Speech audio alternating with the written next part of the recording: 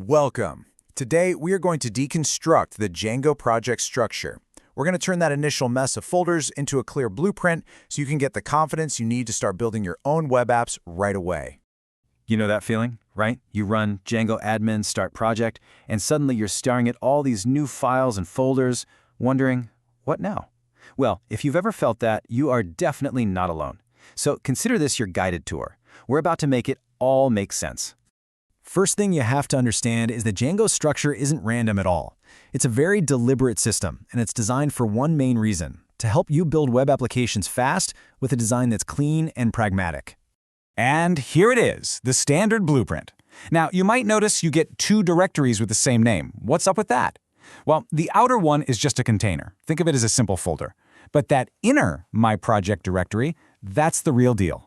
It's the core Python package for your project, and it holds all the crucial configuration files we're about to dive into.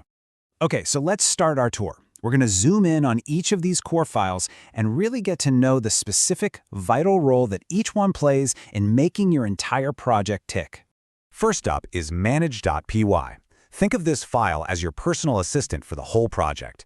Seriously, it's the command line tool you'll be using constantly for just about everything, from firing up the development server to creating new apps. It's your main way of talking to your project from the terminal.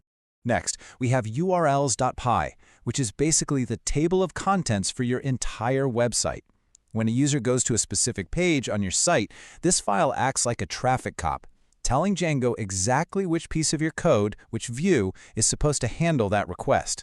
And then there's these two, wsgi.py and asgi.py. These files are kind of like your project's ambassadors to the rest of the internet. They're the critical entry points that let your Django project communicate with a live web server. WSGI is the classic standard way it's been done for years, while ASGI is the newer asynchronous version built for really high-performance stuff. So we've seen the tools and we've seen the roadmap. Now it's time to enter the command center, the settings.py file. This right here is the master control panel for your entire Django project.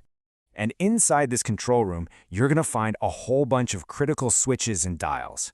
We're going to focus on these key settings because, well, they control everything, from security and database connections to which features are even turned on in your application. You know, it's one thing to know what the settings are called, but it's totally different to see their actual impact. So let's look at how changing these settings really affects your project as you move it from your own computer to a live server for the world to see. Let's start with a really crucial one, the debug setting. When it's set to true during development, you get these super helpful detailed error pages.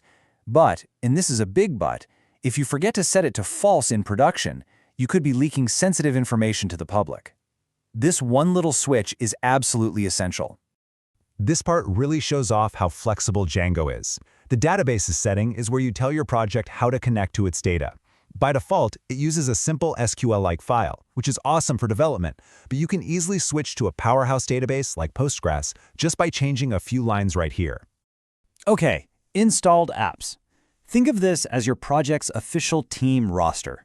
Every time you build a new feature, like a blog or a user profile system, you have to add it to this list. That's how you officially tell Django, hey, this new app is part of the team. Activate it. All right, we've covered a lot of ground. Now, just to make sure these concepts really sink in, let's switch over to a quick Q&A format to lock in some of the most important ideas from our tour. This is a big one, a question that comes up all the time for people starting out. What is the difference between a Django project and a Django app? And why do we even need both? And the key here is one word: modularity. The best way to think about apps is like they're Lego blocks for your website.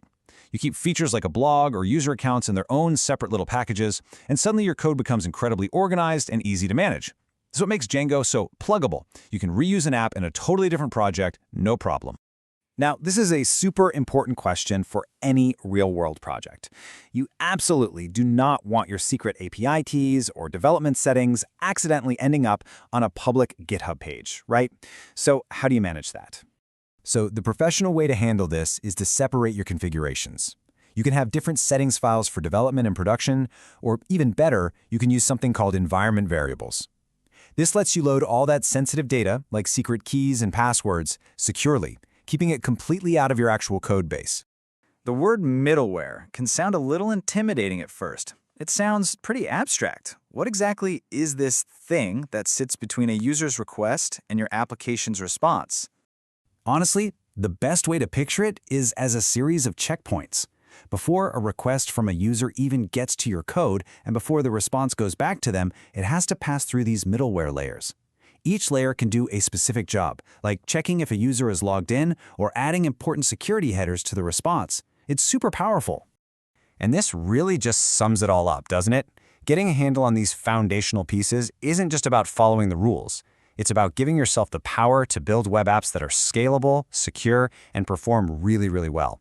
So, we've walked through the entire blueprint. From the command line tools all the way to the control center, the structure is no longer a mystery. So the only real question left is, now that you have the blueprint, what are you going to build?